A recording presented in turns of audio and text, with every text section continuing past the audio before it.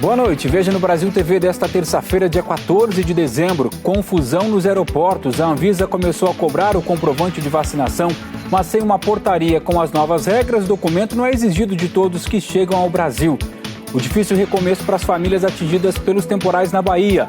A Polícia Federal faz uma operação contra fraudes na compra de testes rápidos para Covid. E ainda a história do resgate de uma mula que subiu no telhado e não conseguiu achar o caminho de volta. É agora no Brasil TV.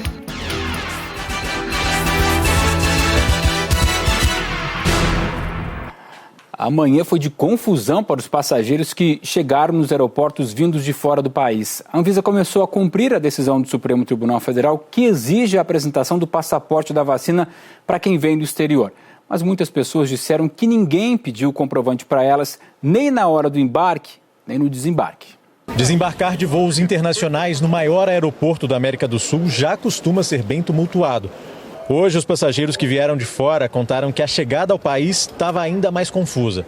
O comprovante de vacinação, que passou a ser obrigatório, não foi cobrado de todo mundo. Quando eu cheguei aqui, eles pediram o meu passaporte, pediram a declaração federal, de saúde, e pediram só o antígeno, teste negativo de PCR ou antígeno. A Caterine chegou de Madrid, tomou todas as vacinas, mas ninguém conferiu o comprovante. A vacinação não, mas o formulário da Anvisa sim. Entendi. Não pediram a vacinação, eu até perguntei, não vai olhar a vacinação? Não, então tá bom. Já o João precisou mostrar o comprovante de vacinação. Pediram comprovante da vacina e o teste negativo de Covid. Informações desencontradas em outros aeroportos do país também. No de Viracopos, em Campinas, o passaporte da vacina já foi exigido. Todos têm que fazer, tem que vacinar e fazer o teste. Mas no aeroporto Juscelino Kubitschek, em Brasília, ninguém pediu o comprovante para os passageiros que chegaram do México hoje de manhã. Não pediram nada. Por nossa segurança, questão de saúde. Para muitos passageiros, a confusão começou antes de chegar ao Brasil. Na França, a companhia aérea pediu o comprovante da Daniela. Lá pediram o formulário da Anvisa, pediram o teste do Covid e o certificado da vacinação. Na Inglaterra, não pediram do Eduardo. Pediram a declaração de viajante, a passaporte e o teste de Covid. Só isso. No domingo, o governo federal foi notificado da decisão do ministro Luiz Roberto Barroso do Supremo Tribunal Federal, que determinou a exigência de comprovante de vacinação para a entrada de viajantes internacionais. Na decisão, Barroso estabeleceu que a quarentena como alternativa à vacinação, que era exigida na portaria anterior do governo federal, só poderá ser aplicada em situação de exceção, para quem não tomou a vacina por motivos médicos ou veio de país onde comprovadamente não haja vacina disponível em larga escala ou por razão humanitária excepcional. O ministro Luiz Roberto Barroso obrigou o governo a cobrar de quem quer vir para o Brasil o que muitos países já exigiam dos brasileiros lá fora. Para entrar nos Estados Unidos, Canadá, Argentina, França, Espanha, por exemplo, o certificado de vacinação faz parte dos documentos obrigatórios. Em nota, a Anvisa informou que começou a implementação da cobrança da vacina ontem, que o trabalho utiliza as informações da declaração de saúde do viajante, preenchida previamente, e da abordagem individual dos viajantes que desembarcam no Brasil. Mas que a medida está em fase de implementação e que depende da portaria interministerial para adequar a fiscalização das regras para a entrada no país. O Tiago acabou de chegar da Europa com a família. Já tomou 3 doses da vacina. Para ele, o Brasil está atrasado e deve começar a cobrar o certificado de vacinação logo. É questão de saúde pública no momento, então você tem que colocar para todo mundo ter a vacinação. É uma questão de não pôr ninguém em risco, então melhor não viajar, né? Quem entra no Brasil pelas fronteiras terrestres e não é morador dessas regiões também precisa apresentar o comprovante de vacinação. Mas hoje não houve fiscalização em vários pontos. O Marcos Landim tem as informações para a gente lá de Foz do Iguaçu. Aqui na aduana, na fronteira do Brasil com a Argentina, em Foz do Iguaçu, os agentes de imigração seguem a orientação da portaria publicada na semana passada. O teste negativo de Covid-19 ou comprovante de vacinação é cobrado de acordo com a avaliação do agente de fiscalização. Ontem à noite, a Anvisa, a Agência Nacional de Vigilância Sanitária, notificou seus postos de fronteira para o cumprimento imediato da decisão do Supremo Tribunal que determina a cobrança do comprovante de vacinação para os viajantes que entram no país. Inclusive, aqui na fronteira, tem esse posto da Anvisa. Só que ele está vazio desde cedo. Chegamos hoje aqui por volta das 6h30 da manhã. Até o fim desta manhã, não havia nenhum agente da Anvisa trabalhando nesse posto. A assessoria de imprensa da Polícia Federal informou que aguarda uma nova portaria com as orientações.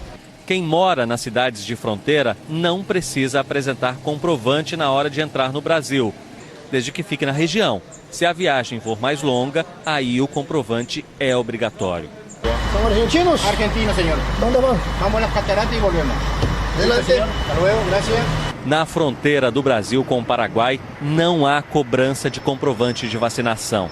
Em Ponta Porã, Mato Grosso do Sul, também não houve fiscalização na fronteira na manhã de hoje.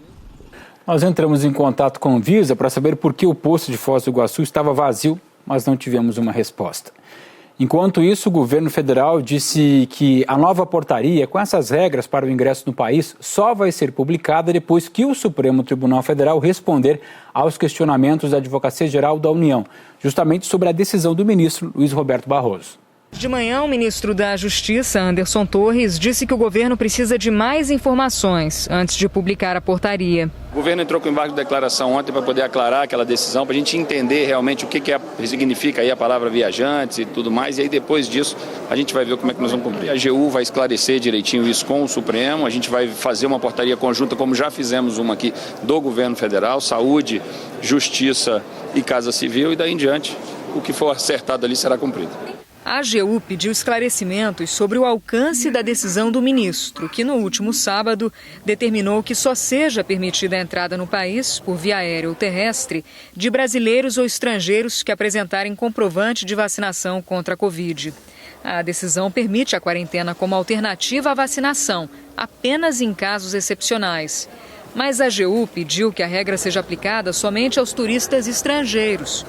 No documento, o advogado-geral da União, Bruno Bianco, afirma que essa restrição de entrada impõe ônus desproporcionais ao cidadão brasileiro proveniente do exterior e também ao estrangeiro residente no Brasil, impedindo-os de regressar ao país de domicílio.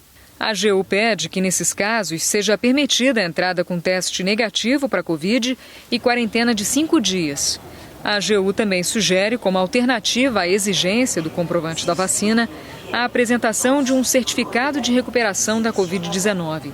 Seria uma forma de evitar que brasileiros e estrangeiros ainda não imunizados não sofram um tratamento jurídico excessivamente gravoso, buscando, tal como outros países do mundo, um equilíbrio reflexivo entre a necessidade de controle da pandemia e a efetividade do direito fundamental à circulação. Não há um prazo para que o ministro Luiz Roberto Barroso responda a esses questionamentos da AGU. Enquanto isso, o governo ainda não detalhou as regras para a entrada de viajantes no país que vão constar nessa nova portaria. E os viajantes brasileiros ainda enfrentam mais uma dificuldade. O sistema Conect SUS, que emite o Certificado Nacional de Vacinação contra a Covid-19, permanece fora do ar. Ontem, o ministro da Saúde, Marcelo Queiroga, afirmou que hackers fizeram novas tentativas de invadir o sistema do Ministério. O caso está sendo investigado pela Polícia Federal e acompanhado pelo Gabinete de Segurança Institucional. A previsão agora do Ministério da Saúde é que o Conect SUS volte a funcionar a partir de amanhã. No início da tarde, o Ministério da Saúde disse que finalizou o processo para a recuperação dos registros dos brasileiros vacinados contra a Covid-19. O Ministério afirma que não houve perda de informações e que todos os dados foram recuperados com sucesso, mas não diz quando o sistema vai voltar a funcionar. E a gente lembra que amanhã o Supremo começa a analisar no plenário virtual a decisão do ministro Luiz Roberto Barroso sobre a exigência do passaporte da vacina. Os ministros podem votar até quinta-feira. Vamos falar agora dos estragos provocados pela chuva forte nos últimos dias. O número de cidades mineiras em situação de emergência subiu para 58. A Iana Coimbra tem as informações para a gente. Olá, Cosme. Mais 27 cidades foram decretadas em situação de emergência pelo governo de Minas Gerais. Entre elas, Almenara, Araçuaí, Itaubim, Jequitinhonha, Nanuque. O decreto foi publicado na manhã de hoje, terça-feira. O número de municípios em emergência por causa dos estragos provocados pelas chuvas que a gente tem visto nos últimos dias era de 31, agora subiu para 58. As cidades afetadas são justamente as que estão em pior situação de vulnerabilidade climática de Minas Gerais, o que reflete a pobreza e também a precariedade estrutural. De acordo com o boletim mais recente que foi divulgado pela Defesa Civil, 5 pessoas já morreram no período chuvoso. Cosme. Na Bahia começa a faltar até comida para as comunidades atingidas pelos temporais da semana passada. As canoas passaram a ser o meio de transporte em várias cidades do extremo sul da Bahia. No trecho entre os municípios de Alcobaça e Prado, onde o rio Jucuruçu transbordou, as pessoas tiveram que abandonar as casas. Diogo saiu às pressas com a mulher e a filha de 2 meses. Chegando num lugar onde eu posso tomar conta dessa, o restante, Deus proverá. Por aqui, as ruas ainda estão alagadas e quase 1.000 pessoas não têm onde morar. Um consórcio formado por prefeitos das cidades atingidas pelas chuvas se reuniu hoje para acelerar o trabalho de reconstrução da área. Pela manhã, uma comitiva do governo do estado fez uma vistoria técnica nos pontos mais destruídos.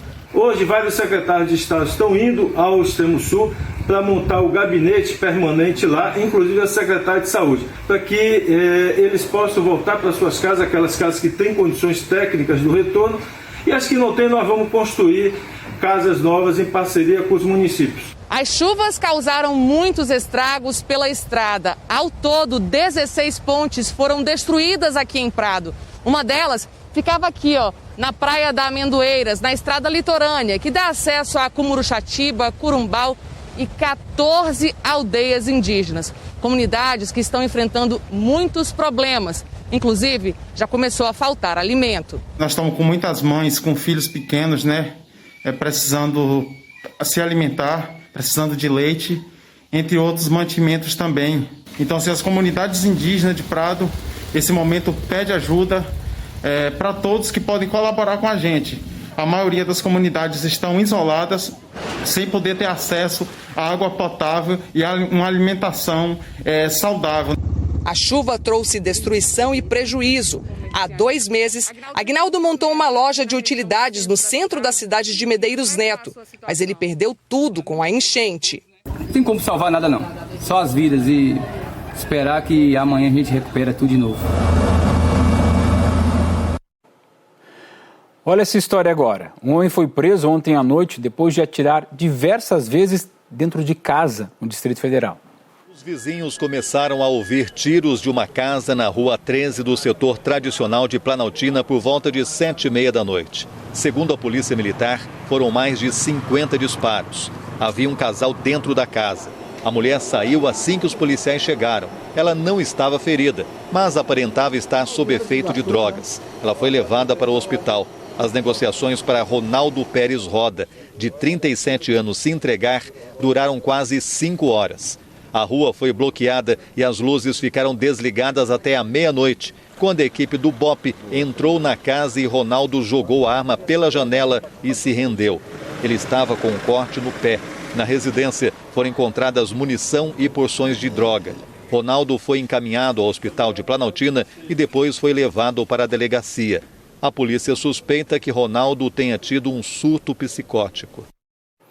A Polícia Civil deflagrou hoje uma operação em Cuiabá para desarticular um grupo que estaria envolvido na divulgação de notícias falsas. Um dos alvos é o irmão do prefeito de Cuiabá, Emanuel Pinheiro.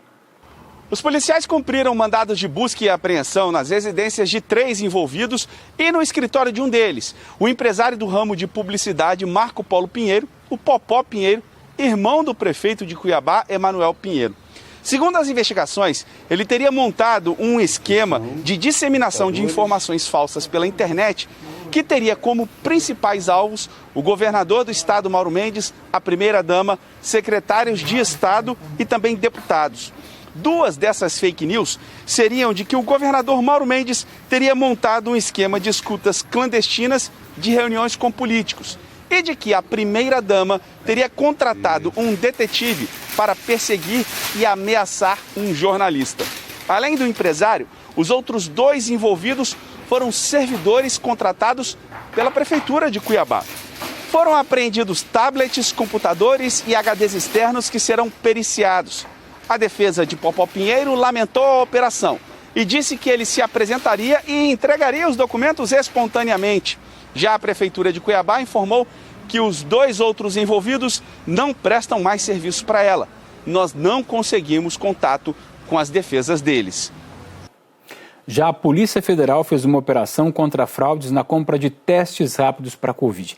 Segundo a PF, 7 cidades do Rio de Janeiro estão sendo investigadas, entre elas Japeri, que fica na Baixada Fluminense.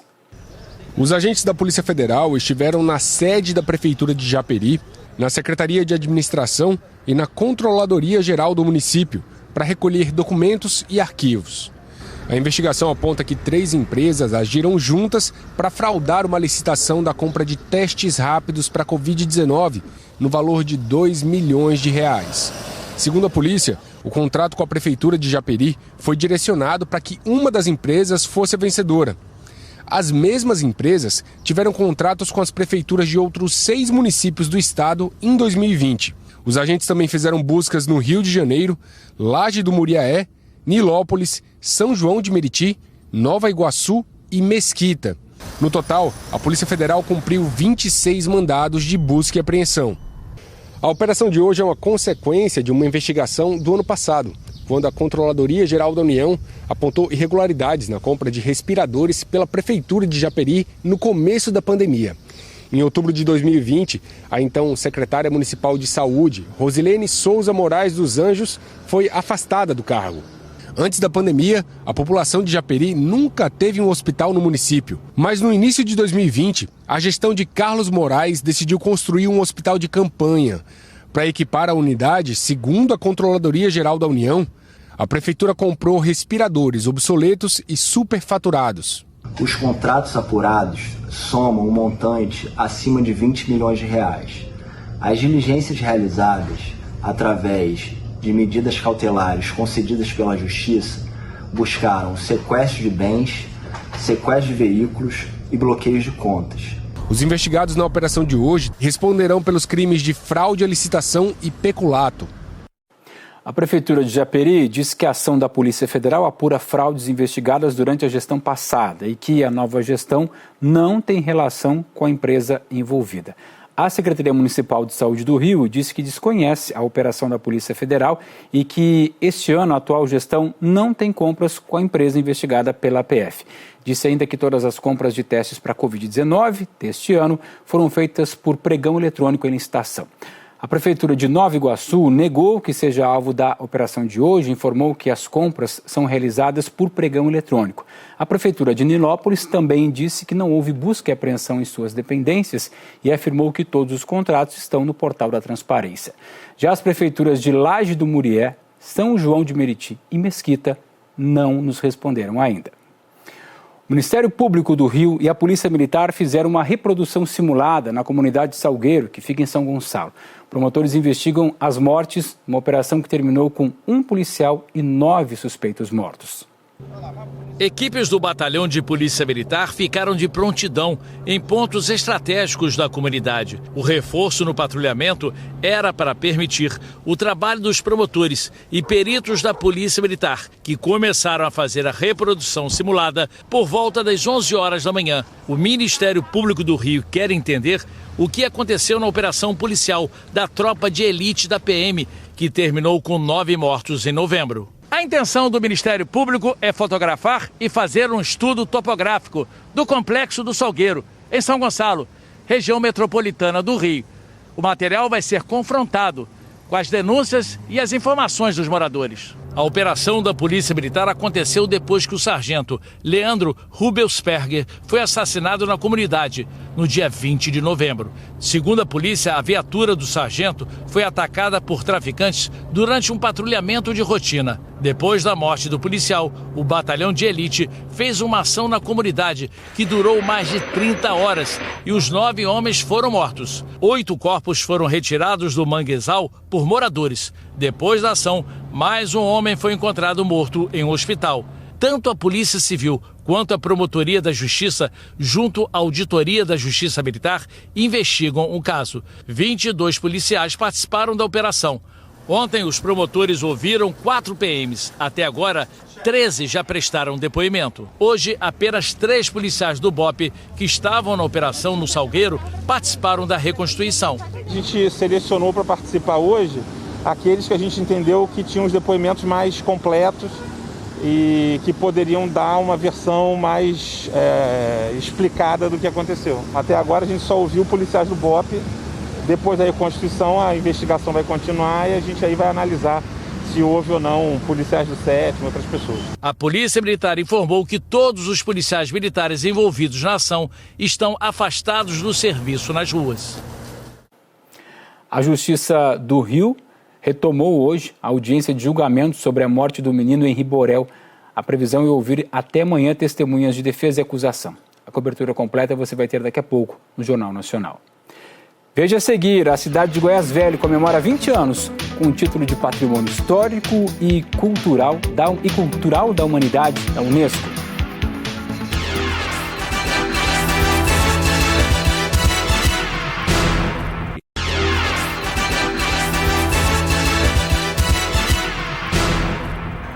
Brasil TV está de volta e com uma história e tanto. O Corpo de Bombeiros lá do Distrito Federal atendeu um caso bastante diferente no fim de semana.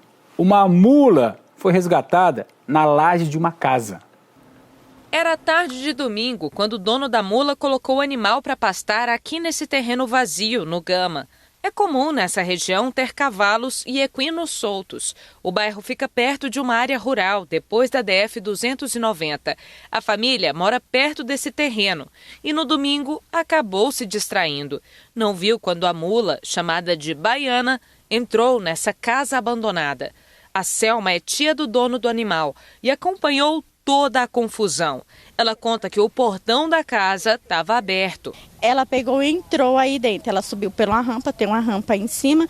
Ela subiu e ficou presa em cima da laje. Aí que o perrengue começou. Em cima da laje, a mula ficou com medo de altura. Travou, não descia pela rampa de jeito nenhum.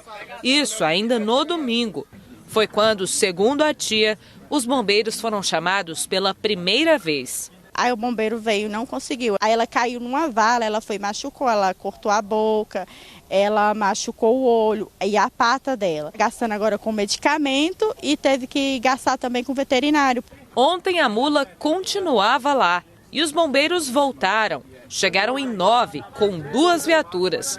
Eles usaram um sistema de cordas com polias e tripé para descer a mula com segurança da laje. Foi uma ocorrência bastante inusitada, mas os diversos treinamentos que nós realizamos permitiram que realizássemos o resgate com sucesso. A família diz que a baiana ainda está se recuperando dos ferimentos e da aventura. Por enquanto, ela ainda está aqui, no Gama, pastando. Só que dessa vez está presa por uma corda. A família diz que assim que ela melhorar, vai se mudar para uma chácara. Não vai ter uma laje dessa abandonada, né? E Baiana, não apronta essa de novo não, hein? E agora a gente vai te contar que a cidade de Goiás Velho, antiga capital de Goiás, comemora hoje 20 anos o título de Patrimônio Histórico e Cultural da Humanidade, concedido pela Unesco. Fábio Castro é quem conta pra gente. Olá, Marcelo. Vários eventos estão sendo realizados para comemorar os 20 anos de conquista do título de Patrimônio Histórico da Humanidade, concedido pela Unesco. A cidade, de quase 300 anos, preparou um dossiê sobre a arquitetura de paredes de adobe e pau a pique, suas tradições, como a procissão do fogaréu, e sua culinária. A Unesco reconheceu que essas características são únicas e que precisam ser preservadas. Aliás, o título pode ser retirado se a cidade não manter as características que deram a ela o status de patrimônio histórico. Uma enchente, 14 dias depois da conquista do título, destruiu prédios históricos. Mas os moradores conseguiram reerguer os casarões e hoje nem existem sinais dessa tragédia. Entre os eventos programados está a 22ª edição do FICA, o Festival Internacional de Cinema Ambiental, com 4 categorias. E por causa da pandemia, os filmes serão exibidos na internet nos próximos 6 dias. E os ganhadores serão anunciados no domingo. Filmes de 2 categorias serão exibidos no Cine Teatro São Joaquim. Também estão previstos debates e oficinas, mas o público terá que mostrar que está em dia com a vacina contra a Covid para poder participar. Marcelo, é com você. E o Brasil TV fica por aqui, te lembrando que o Jornal Nacional começa às 8h30 pelo horário de Brasília. Uma boa noite e até amanhã.